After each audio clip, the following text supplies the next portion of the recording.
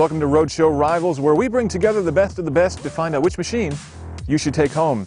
Today it's small SUVs, and we have three of the latest entrants into this increasingly competitive market. From Jeep, the chunky Renegade; from Mazda, the rather more curvaceous CX-3; and from Honda, it's the brand new HR-V.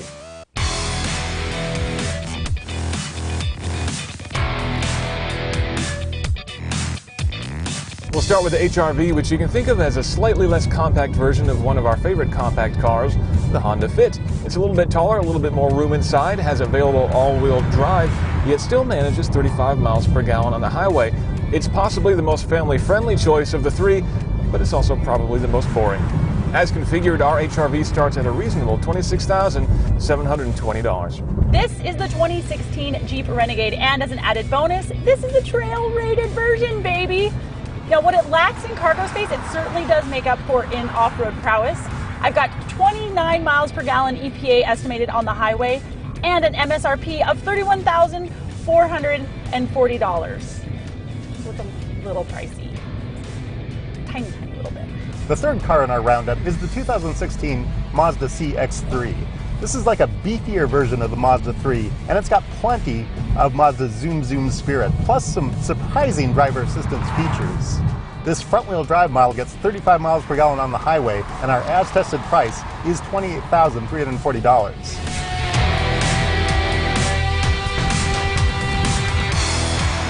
We'll start with age before beauty, and we're inside the Jeep Renegade, which is the oldest of the three, but that's not saying much since it's only been on the market since last year. As Emmy mentioned, it's the most expensive car, but it's also the most powerful, with 180 horsepower on tap and 175 pound-feet of stump-pulling, trailer-towing torque. Actually, you can only tow about a 2,000-pound trailer, but that's more than the other two who aren't rated to tow anything at all. It's also the heaviest of the bunch, weighing in at 3,490 pounds. That's thanks to the complex 4x4 system underneath.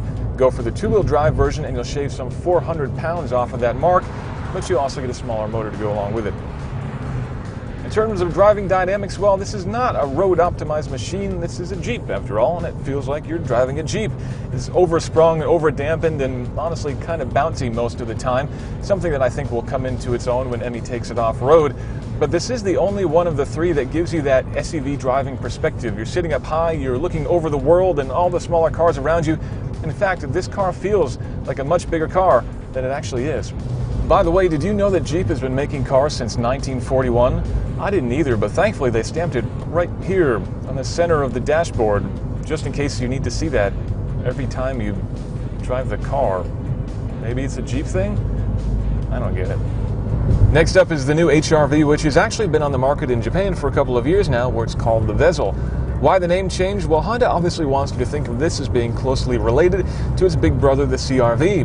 Actually, it's much closer to the Fit, but that's a good thing. The car weighs 3,100 pounds in all-wheel drive trim, as we have here, and it's powered by a 141 horsepower motor, but go with the front-wheel drive trim and you can shave some 200 pounds off of that figure. Now, if you're looking to tow a jet ski or miniature pony or the like, you should know that Honda doesn't recommend towing anything with this car, and that's despite having a 1,500-pound tow rating in Japan. Overall, the HR-V is a comfortable drive, if not a particularly invigorating drive. The 141 horsepower offers decent performance and the ride is comfortable, but it's not really a great corner carver by any means. The car has a continuously variable transmission, or a CVT, which enthusiasts love to hate. But this one's actually reasonably responsive. It's not going to invigorate your life by any means, but it does do a good job of getting power to ground, and it does give you great fuel economy, which is pretty important in this segment. Finally is the sporty-looking Mazda CX-3, which actually delivers on that look. It's the lightest of the bunch at 2,800 pounds, but remember, this is the only car with front-wheel drive. Go with the all-wheel drive model, and you're looking at 2,950 pounds, which is still pretty light compared to the competition. The motor puts down 146 horsepower, and while Mazda again does not rate this car for towing in the US, in Europe it's rated for a massive 2,600 pounds, which would have actually been class leading, except again, you're not supposed to tow anything with it here in the US. As soon as you sit in this car, you realize that this is far and away the sportiest of the bunch. Their seats actually have bolsters, which actually work. The steering wheel actually feels direct, and while it's not especially powerful, again, 146 horsepower is not a lot, it does get up and go with more aplomb than any of the other. It corners better. It does have a little bit of roll in the corners, but you can actually have a genuinely good time in this car, much more so than either of the other two. Of course, to driving your car from point A to point Z, you're also probably going to have to haul some stuff. Stuff like laundry baskets or bicycles or babies, right? People haul babies. The Renegade's the middle of the bunch. I've got 18.5 cubic feet of space behind the seats, but I don't think that that's going to be enough for a bicycle. So let's take this guy out. Let's see how we are with laundry baskets. Let's see, I can't double stack my laundry basket, so I can get 2 laundry baskets back there. All right, car seats, car seats, car seats. Ugh!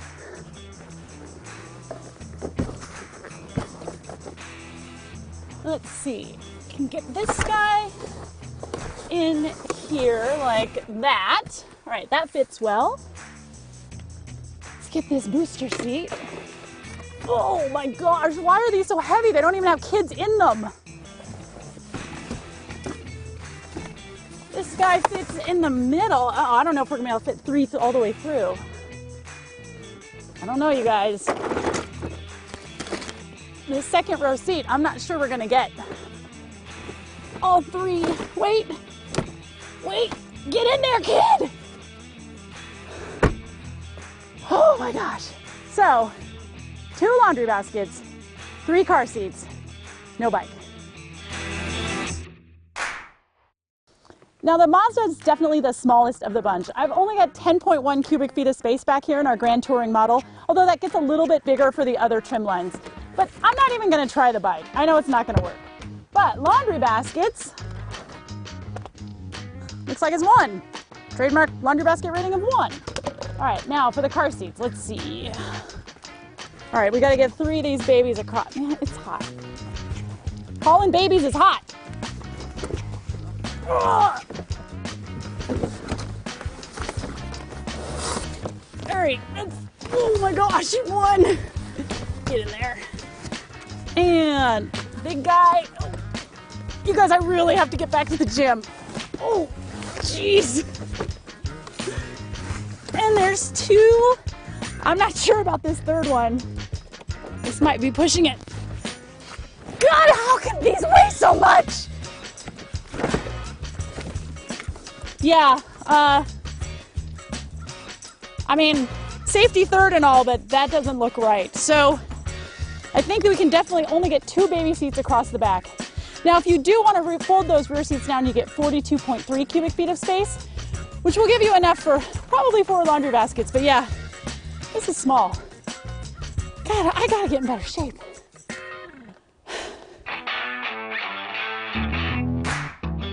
But the true winner is the Honda HR-V. I've got 23.2 cubic feet of space behind these seats. It's not quite enough for the bike, but it's definitely gonna be enough for a trademark laundry basket rating. Let's see. Of 4. Wait for it. Wait for it. There we go. Trademark laundry basket rating of 4. But let's see what happens with the car seats. Number 1. I'm getting so good at this. It's like I had kids myself, which is hilarious to anybody who knows me. Man, this Britex car seat, this kid's got 2 cup holders. Man, I don't even have 2 cup holders in my car. And the last one. There we go. Uh-oh. Phew. 3 car seats, trademark laundry basket rating of 4. But there is another thing that makes this car even better when it comes to utility. Come on, let's find out. So here's what makes the Honda HR-V so special. 2 words for you. Magic seat, baby. All right, anyway, so I just flipped this guy up, push that down, and look, I've got room to haul things that are 4 feet tall. For navigation and in-cabin electronics, picking a winner from these 3 cars is tough. All the navigation systems show plan and perspective view maps, and they all use traffic data for dynamic route guidance. The Jeep and the Honda use touchscreens, while the Mazda has a dial controller on the console. None of these cars support Apple CarPlay or Android Auto yet, and that would give them an edge. This Renegade comes with a compact version of Jeep's Uconnect system that shows on the 6.5-inch touchscreen. Now, I really like the full-size Uconnect system on other Jeep models, but this one's kind of cluttered. It's a little harder to find my way around the interface. At first blush, the Honda HR-V's nav system looks really good. There's these touch controls on the bezel. They only light up when you need them, and these menu icons slide into place. That looks really cool. But when you get into the sub-menus, you kind of lose the aesthetic appeal. It doesn't look quite as good. Now, for connected features, I've got Pandora and AHA apps integrated with this system. Those have to be running off a connected smartphone. My winning pick in this category is the Mazda CX-3. Here I've got simple controls on the console that let me control everything on this 7-inch screen. From this simple home screen, I can get music, phone, and navigation really easily. And guess what? This is actually a touch screen too, so if I can't figure out these controls, I can just choose what I want right here. As with all the navigation systems here, the CX-3 shows really nice maps. I get 3D rendered buildings in the city, and out in the country here I got nice topographical features. But this system works a little bit better because when I'm browsing around, it moves just a little more smoothly than the other systems. For connected features, I have AHA, Pandora, and Stitcher apps integrated with the car. Those would have to be running on my phone to work. But what really puts the CX-3 over the top is its driver assistance features. All the cars in this test have a backup camera and some sort of blind spot monitoring system, but the CX-3 takes it further by having a head-up display and adaptive cruise control. Those add safety and comfort on the highway, and that makes the CX-3 the winner in the electronics category.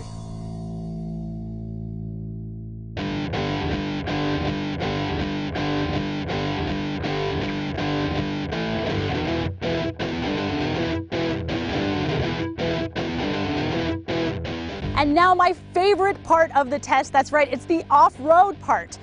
Now, I want to make a little bit of a distinction between all-wheel drive and four-wheel drive. I mean, we could go on forever about this, but suffice it to say that all-wheel drive is best for inclement weather and four-wheel drive is best for inclement terrain. Like this giant hill here behind me that we're going to take all 3 cars up. Now, this is the front-wheel drive CX-3. You can get an all-wheel drive, and that's pretty engaging on the pavement, but this has only got 6.1 inches of ground clearance, so we're not going anywhere. I can't even get past the first bump.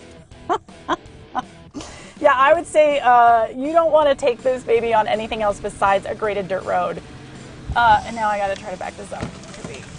Ooh, okay. Now the HR-V fares a little bit better in that it has 6.7 inches of ground clearance, and it's got all-wheel tires, but they're rated for mud and snow. But it's still just an all-wheel drive car. There's no low range. There's nothing. The all-wheel drive system is definitely going to do what it wants to do, not necessarily what you want it to do. But it's pulling this a lot better than I thought it was going to. Just going as slow as I am. There we go. That's as far as we're going to get. That was a good 8 feet of the hill. Honestly, you know, if you had to get through some soft sand, probably dropping your tire pressures and keeping the revs high would get you through it, but don't get cocky. All right, Jeep Renegade time. Now this is the trail rated version. I have got skid plates on my transfer case, transmission, and on my fuel cell. I've got 5 different off-road modes here. Auto, snow, sand, mud, and rock. I have put this baby into sand, and look at that. She is crawling up like it ain't no thing. Now, if I wanted to put this into the low gear, I could have, come on girl, come on girl, come on girl, there you go. I could have a 20-to-1 low gear ratio, but I really don't think I need that.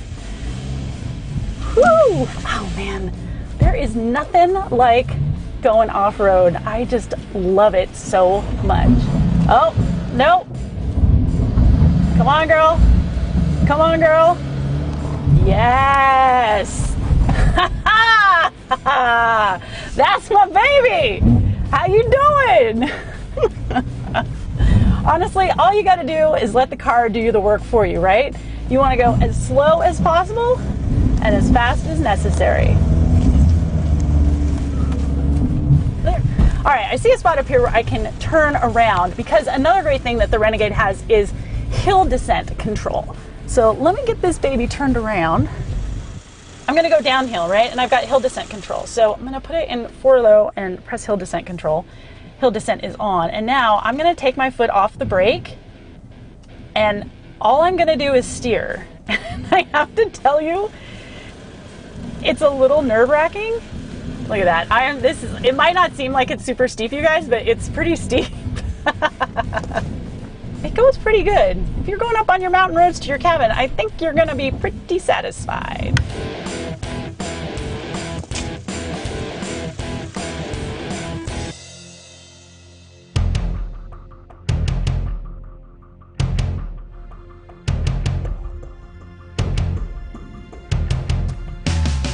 You've seen how the tests went. Let's talk about the results. Emmy, I think we got a clear winner for the off-road portion. Oh my gosh, of course. I mean, the Renegade, it's trail rated. I've got a 20-to-1 crawl ratio. I've got skid plates on the bottom. This thing is going to get you wherever you need to go within reason.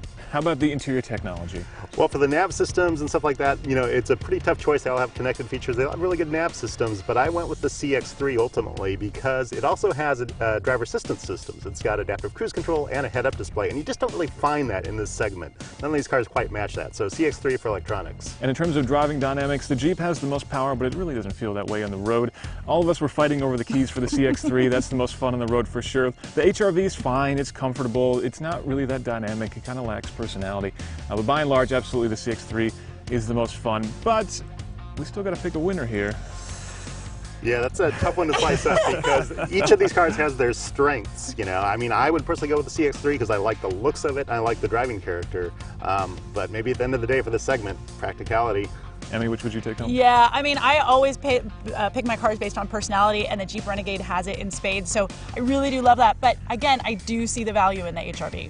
Yeah, and I think in terms of driving dynamics again, which would be something that I would be looking for, would be the CX-3. But ultimately, if you're talking practicality and if you're talking about cost and economy too, the Honda's pretty hard to beat. So I think we got to go with the practical choice, right? Yeah, I mean, I got to admit, I like the CX-3 too. Great driving character, but calling it an SUV, it's so small, it's so tiny. There's no cargo room, and just, you know, for this segment, practicality, practicality, practicality, HR-V. All right, well, if you want to go off-road, it's the Jeep. If you want to have the most fun on the road, it's the Mazda. But overall, it's got to be the Honda HR-V.